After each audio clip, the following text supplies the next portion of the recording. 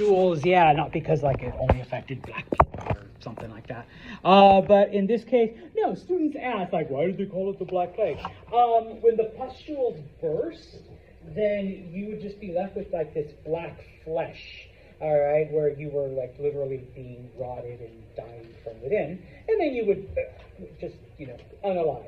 And there you go, okay? Now, remember that, we don't have exact statistics, but anywhere from 25 to like 65% of the world's population died because of the Black Death. And in Europe specifically, by the end of the Black Plague, there were about-ish 20% of the population left from the pre-plague, numbers. So it wiped out everything. Okay. So first, though, before we look at Europe, we are going to look at some of the Muslim kingdoms because it does affect them. It affected the Mongols. Okay. Baghdad was destroyed by the Mongols. Okay, when their initial invasion came about. And then, of course, the Mongols were destroyed by the Black Plague, and so you end up then with the plague killing, all of the people, or, anywhere from 20 to 65% of the people that survived the Mongol invasions. All right, so you're left with a very small percentage of people. Okay, and so what ends up happening is that we begin to see new Islamic kingdoms rise up from the ashes of the old. Okay? Most of them are either Turkish or Persian speaking, because those of you that had me, those of you remember, and those of you that didn't, hopefully you covered it, and if you didn't, Islam originated with the Arab people. And so originally the language of pretty much every Muslim or Islamic kingdom was Arabic. Okay, well, Muslim society's been destroyed, first by the Mongols, then by the plague. Okay, and so what remains, okay, is either Persian or Turkish. Okay, and so the two main groups, okay, number one, or at least the two main groups that come to power post-plague, number one, the Ottomans. Now, the Ottomans are a member of the Turkish tribe, okay, or the Turkish group. They're one of the tribes, okay?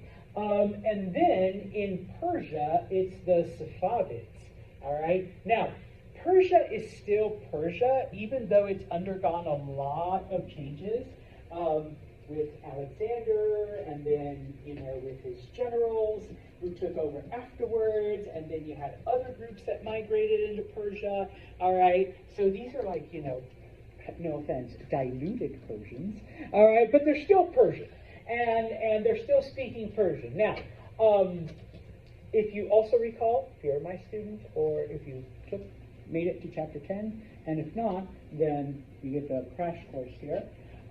There were Muslims that took over India. They were known as Mughals, and they're still in power in India, all right? They didn't lose out. Yes, they're weakened, but they're still in control, okay? Now,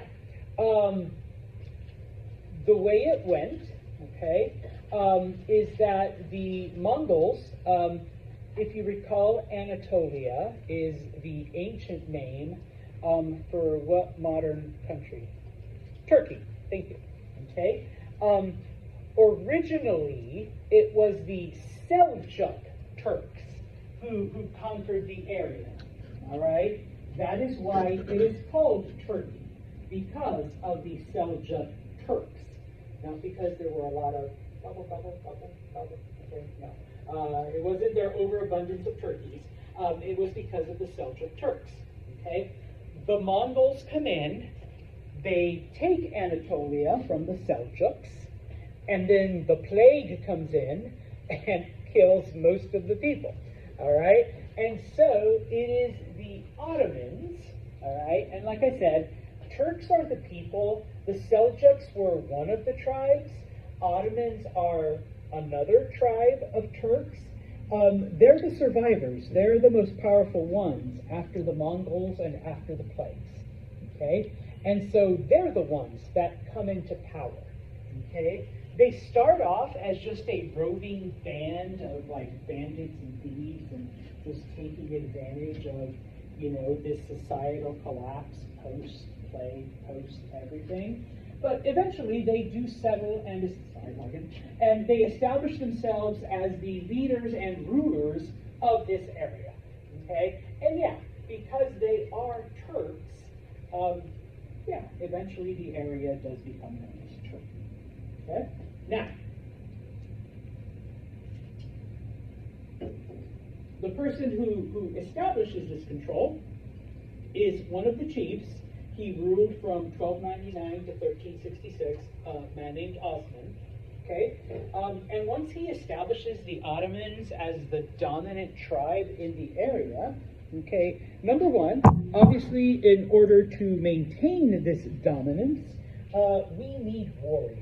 We need a warrior class. Okay? So he established this. They're known as Ghazis. Okay? You don't need to know that unless you're a Doriflexontos. All right? He establishes a group of warriors known as Ghazis. Okay? Now, the Ottomans are members of the Sunni version of Islam. Once again, those of you that had me before, or those of you if you made it to chapter 10, what are the two big divisions in Islam? Sunni and Shia. Okay, Shia is the lesser one. Even today, Sunni is still the dominant one, the one that most Muslims are. Okay, and so the Ottomans, okay, they are Sunni. Now, because of the way they come into power, and because of the outside influences, we will talk about it, okay, they become good negotiators, okay, which is kind of necessary when, okay, granted, you're the dominant power, but the only reason you're dominant is because everybody else has been wiped out, either by the Mongols or by this illness, okay? Your own tribe isn't all that strong. It just happens to have more people than someone else. But you've also been decimated by Mongols and disease. Okay? You just happen to not have been as decimated as the other people. So, while it is important to fight and conquer and have this warrior class, okay, the Ottomans recognize that, we're not going to be able to just beat everyone up. I mean, we can, but it probably won't be good for us in the long term. And so they do form alliances. They do become master negotiators. Okay? And they negotiate with the other Muslims, all right, the Shiites. Okay? They negotiate with the Sufis. If you don't recall, or if you didn't learn it, Sufi is another branch of Islam that focuses more on spirituality and mysticism. Throughout history, the Sufis were the missionaries of Islam. They're the ones that went out and brought in converts and stuff. Okay, and so the Ottomans, make peace with them, and then finally, I promise, I will come right back, but I need to show you a map. Okay. You have the Byzantine Empire, okay, the leftover part of what used to be Rome, and the Byzantines have been around, for about 1,000 years. They're not as big of a power anymore, but the Ottomans recognize that they also need to make peace with them, all right, in order to establish stability, okay? And so because of this, okay, in many cases, the Ottomans were able to convince people to become a part of their empire without ever trying to conquer them. Okay? It's like, dude, hey, I know you guys, live in this one kingdom, but, you're weak, we're a little bit stronger. We can provide protection, we can provide help. Pledge your loyalty, your army will become part of our army, and we can all benefit together. And King Nate says, that totally makes sense. And besides, I'm being threatened by these other kingdoms, and, if I'm part of the Ottomans, then, definitely. Okay? The other thing about the Ottomans, where they were different from their cousins, the Seljuks, is that whenever there was something that they saw that was like, hey, this actually makes sense, they would adopt it, even if it had nothing to do with Islam, even if it went against Islam. Now, they were still Sunni, they still, did all of the Muslim stuff, but they were willing to kind of be flexible on a lot of the beliefs, okay? Unfortunately, when you fast forward like 1,000 years, that's kind of what brings them down, but for now, in the late 12s, early 1300s, that's what, helps them rise to power, all right? Now, in the 14th century, and we went through this on Friday, okay, you subtract 100, so it's the 1350s. So in the 1350s, this is when the Ottomans take over the Balkans, okay?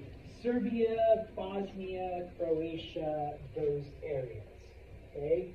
That is why most Bosnians today are Muslim, okay? From their time as being a part of the Ottoman Empire. Many of them were forced to, become Muslim, okay? Some did it willingly, all right? Now, by the 16th century, oh, I didn't put the cheat code there. What years are the 16th century?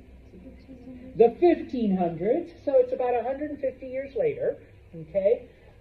The Ottomans basically control most of the known areas here, okay? From Morocco all the way on the African coast, along the Atlantic Ocean, all across Africa, okay?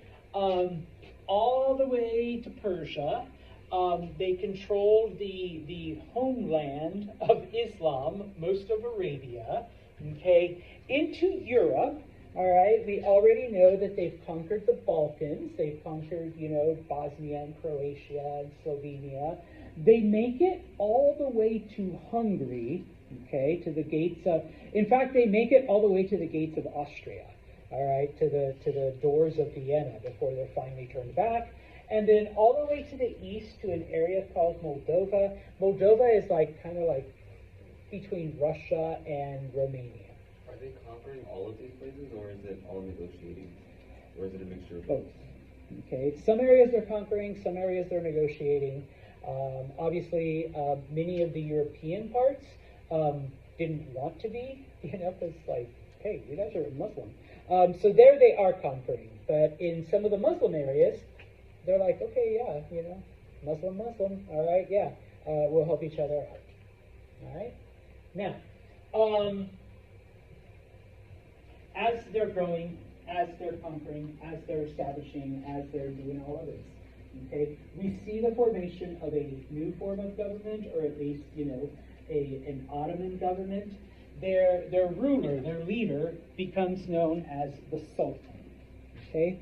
Previously, the various Muslim kingdoms, it was the emir, it was the, whatever. Under the Ottomans, known as a sultan, okay?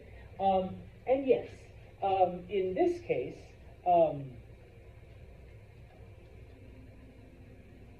as time goes on, and in the areas where people were a little bit more hesitant, yeah, we're going to demand that you do certain things, or else, you'll be punished militarily, okay?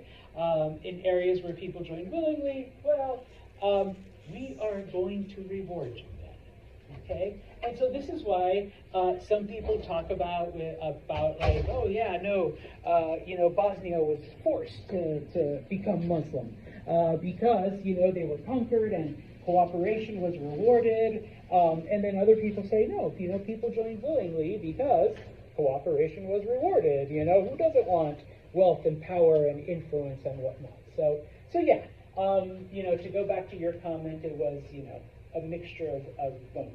But yeah, obviously, if you cooperated with the government, if you accepted Islam, if you accepted their rule, then yeah, you were part of the ruling class. You got money, you got privilege, you got, all of these other things. All right? Now, me and my maps. Okay? This then shows, little by little, because remember, everything kind of fell apart after the Mongols and after the plague. Okay?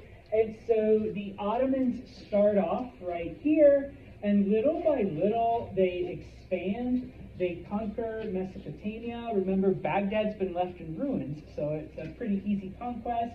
Other areas come in willingly, all the way to Morocco, okay? And of course, into Europe. They eventually do conquer Hungary. Like I said, they are like turned back, finally. In 1529 outside of Vienna. All right, so they make it pretty far into Europe. Okay, but the biggest one, and those of you that know me know I'm going to say this. Those of you that don't, I don't ask you to remember a lot of dates or battles, but there are certain important ones. And I'm sorry, I'm trying to get this right. Okay, May 29th. 1453. I sleep with this date in my head. All right? That is the day that Constantinople is conquered. It finally falls. Okay? Think back to History 1. Okay? 476. Rome is taken over by the German tribes. The eastern half of the Roman Empire, with its capital at Constantinople, continues for that short of another 1,000 years. All right, in 1453. Okay, now the Sultan. Okay, at the time, this part you don't really need to remember. Once again, unless you're a dork like Santos, was a man named Mehmed.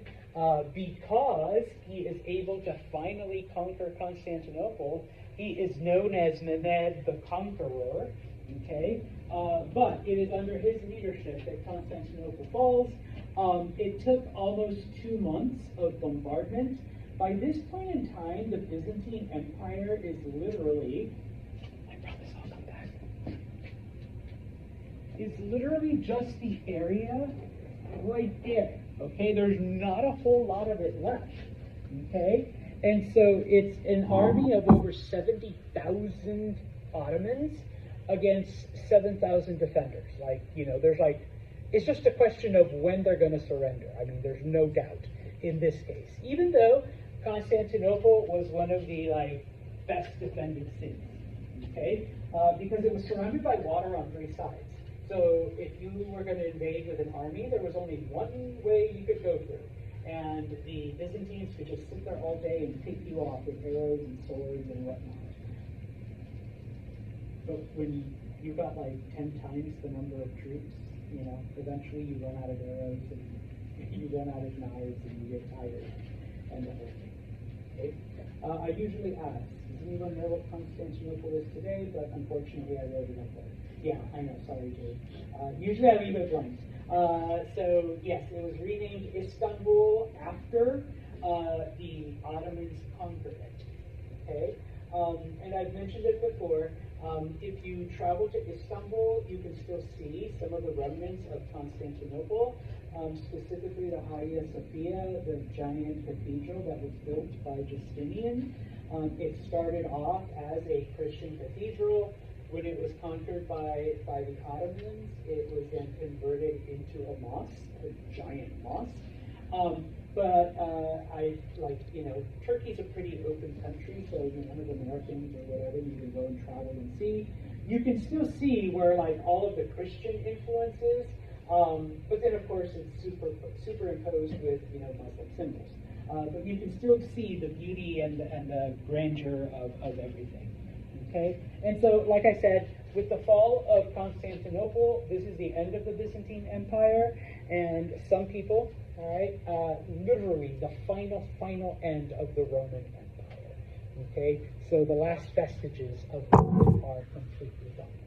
Okay, so May 29th, 1453. What happened? Constantinople falls. All right. Like I said, I don't ask you to memorize a lot of dates or battles or whatever's. This is one of them. Okay. I am literally going to put what happened on May 29th, 1453. Okay. Yeah. Like I said, you'll be dreaming it like Santos does.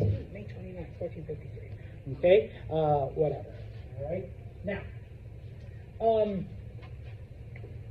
like I said, the Ottomans, if they saw something that worked, because once again, they built themselves up from the ruins of, post-plague, post-Mongol, post-everything, okay? They would adopt it, and they were pretty flexible when it came to a lot of things. So after they conquered Constantinople, they looked at the way that the Byzantines had governed, and they're like, okay, your army sucked, obviously. We conquered you, but your governing structure at its core was actually, pretty good. All right? So they kept many of their administrative policies and many of their administrative practices, and even went so far as to say, okay, Nate, I know you've been Byzantine, your family's been an important part, but now just come work for us. All right, we'll let you keep doing the same thing, except you got to convert to Islam and you got to, follow the Sultan instead of the king. The Nate family says, okay, well, we still keep our castle, right, and we stay in power. It's like, yeah, you just got to, convert to Islam and follow the Sultan. They're like, yeah, sounds good. All right, but we keep our castle, right? And you're like, yes, your castle. All right, so good. Okay, now. Remember then, as now that the Ottomans have conquered all of this, and they've brought stability and control to the region, okay, because we're about 100 and something years past, the end of the plague and the end of all that, okay, we see now the sultans that come after begin to combine. All right, they begin to solidify their power, and not only their political power, but the spiritual power. Okay, now, once again, just as a review, when it comes to Islam, after the death of Muhammad, there was supposedly no other spiritual leader. Okay, Muhammad is considered the last of the prophets, but because most of the Muslim kingdoms were theocracies. What's a theocracy? Yeah, you're ruled by religious principles, okay, not necessarily by political ones, which, sorry, I'm going to politicize here. We see that a lot now. People trying to pass laws based on religious beliefs, not necessarily on, whatever. Okay, they're taking a certain religion and, no abortion, no this, no that, no women's rights. But anyways, in this case though, now the Sultan, without having to worry about always, conquering and bringing in, different countries, we're combining, all right, the religious and the political, and it's all coming under, his authority, okay? And in this case, the Sultan begins to refer to it as the shadow of God. Okay, we need to bring things under the shadow of God to make them right. Okay, schools need to be brought under the shadow of God. Okay, mosques, all of this other stuff. We need to combine the religious with the political. Okay, now. The most famous of the sultans, a man named Suleiman, and in fact, he is referred to in most history texts as Suleiman the Magnificent. Okay? It's under him that the Ottoman Empire reaches its greatest power. Okay? They have expanded as far as they're going to expand. Mosques are being built like left and right. Schools are being built left and right. most of the known world in the Mediterranean is under the control of the Ottomans. In Jerusalem, he builds this like golden dome mosque in his honor. And like I said, he's referred to as the Magnificent for all of the things that he achieves. After Suleiman, the Ottoman Empire begins a gradual but very slow collapse. Okay? The end of the Ottoman Empire comes in 1918, so it's been gone for about 100 years. And the only reason it happened then, because it probably would have held off about another 40, 50 years, is because they decided to join Germany during World War I. If they hadn't done that, they probably would have still been around, even though they were in a weakened state. Okay? What begins to happen, okay, and this is like the first sign that the Ottomans are losing power. Under Suleiman, the palace for the Sultan is built, and it's known as the Topkapi Palace. Okay? After Suleiman, though, the other sultans that come along, if y'all don't know, a harem is like just a group of women, kind of like all right? The Sultan just brings women into the palace and just spends his whole time with the ladies. Okay, that's it. Frank's like, yeah. No, lady to lady to lady, and that's pretty much it. Who's governing the empire? Eventually, he's known as the Grand Vizier, okay, who is the person then who, while the Sultan is off, pardon my language, with his hose, okay, doing their harem thing, okay, it's the Grand Vizier that's out there governing. Obviously, not all of them are going to be good, administrators.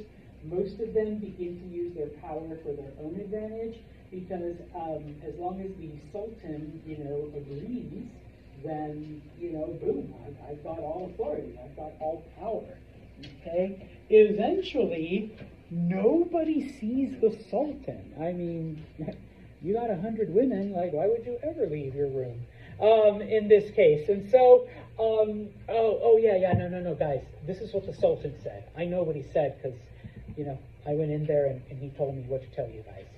No, for reals. And that's basically how the Ottoman Empire is governed from this point out. And like I said, slow but gradual decline, little by little by little. Okay? As I mentioned, they last until the 20th century. Actually, I think it's 1919 is when the final collapse happens, because they're forced to become a democracy. I use air quotes because they're real now, but they have elections. All right? Now, one of the reasons why they do last that long is because whenever the Ottoman Empire goes into some kind of crisis, okay, the Ottomans, start just like reaching out for whatever, okay, whether it's an idea, a plan, a strategy, how can we keep ourselves relevant? How can we, bring more power? How can we bring more influence? Obviously, one of the ways that they tried at the very end, hey, why don't we become buddies with Germany? Yeah, that was, in hindsight, a bad idea. All right, but it looked good to them at the time. Okay, so one of the things that begins to happen is that they allow each of the groups that are a part of their kingdom to maintain their own traditions, specifically their language. Okay, and so this is why like as I mentioned, the Balkans were a part of the Ottoman Empire. This is why, Bosnians today still speak Bosnian. Serbians still speak Serbian, They weren't forced to give up their language. And so, and while it doesn't become one of the main languages of the kingdom, okay, Turkish, because they're Turks, is obviously the main language, the language of government. Okay? Arabic, even though it's no longer relevant as far as government and education and stuff go, it is the language of Islam. And so, if you're religious, you speak Arabic. Okay? And as I already mentioned, in those European areas, okay, each group spoke their own language. Okay, this is how we're going to keep these people happy. This is how we're going to keep them from leaving our kingdom. Okay, because obviously the Sultan doesn't care. He's off with his hose, locked up. The Grand Vizier is just taking advantage of stuff for his own power. People aren't really afraid of the Ottoman Empire anymore. So as long as we let our conquered people, keep your tradition, keep your language, keep your religion, then yeah, okay, we're gonna be able to say that the areas are part of our kingdom, even though many of these areas are pretty much free to do a lot of their own things. Okay, now when that stops working, okay, because eventually we got our own language, we're doing our own thing, the Ottomans are pretty weak. Nobody's seen the Sultan in 80 years. How much more can we push them? What begins to happen is that the Ottomans begin to kidnap the children of important European families. They're known as Janissaries. Okay? They are taken to Istanbul, forcibly taught Turkish, okay, and forcibly taught, Ottoman traditions and Islam and all of this other stuff, and then they are sent back. Okay? So Morgan was taken as a little girl, raised in Turkey, taught Turkish, taught Arabic, forcibly converted to Islam, and now we send her back to, with a name like Stephen, we'll send her back to Austria as a European, Muslim, Turkish-speaking, whatever. And so, now you're gonna use your Europeanness to rule over the people, but because you can talk our stuff, you're also loyal to us. Okay? And believe it or not, it kind of works. Okay? Which is why, once again, areas in the Balkans and in Europe remain part of the Ottoman Empire.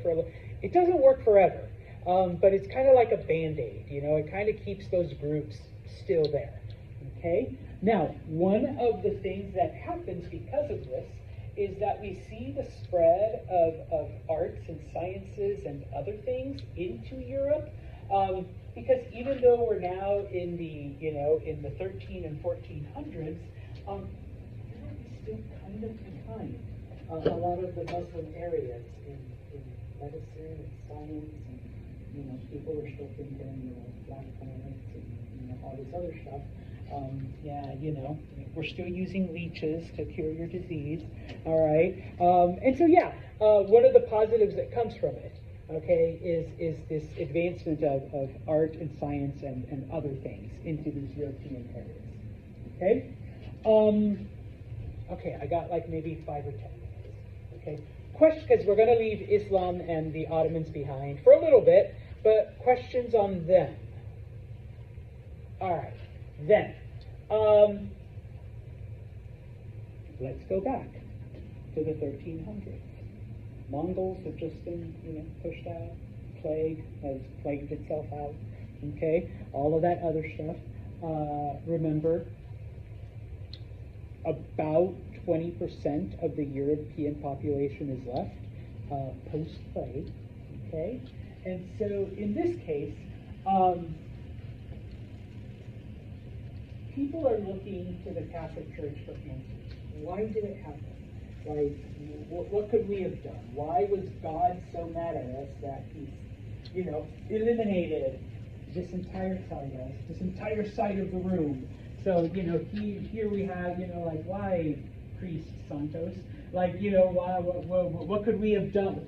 Should we have prayed harder or something? Okay? Now, obviously, the church had no answers, and the church itself was in turmoil. At one point, there were 3 different popes. Okay? One of them lived at the Vatican, one of them lived in a different part of Italy, and one of them lived in France. Okay? And depending on which pope you supported, well, obviously you're going to get different answers and different guidances and different stuff. Okay? That's how messed up the Catholic Church was at this point. And so that it came to where people were losing faith. People were abandoning the church. Okay? Which,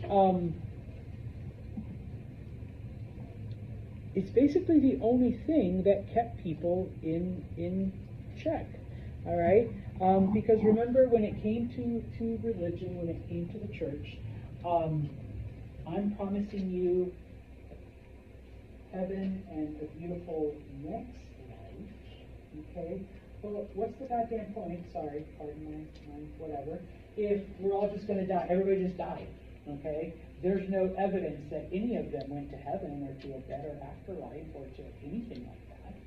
Okay? And so the church, though, instead of providing the comfort and whatever else people demanded, okay, they just doubled down.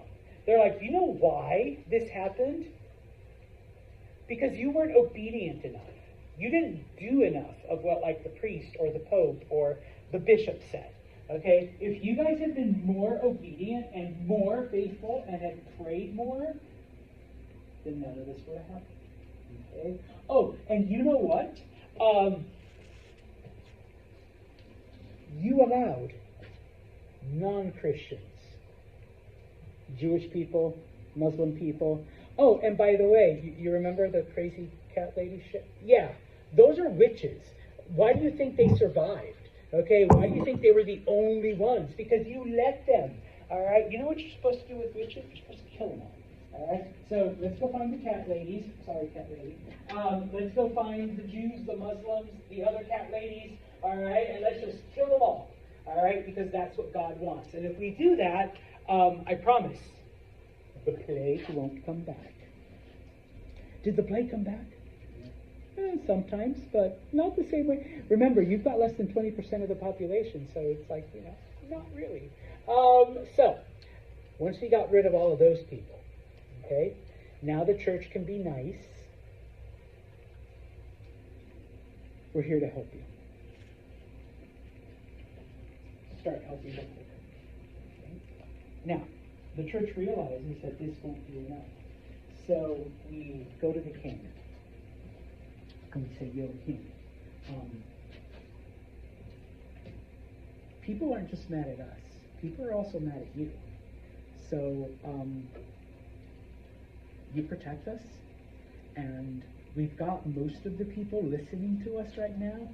We will tell them, we will re-emphasize this idea of divine right. What is divine right again? Told you to be king. Yeah. And I'm sorry, please give me your name. Antoine. King Antoine here.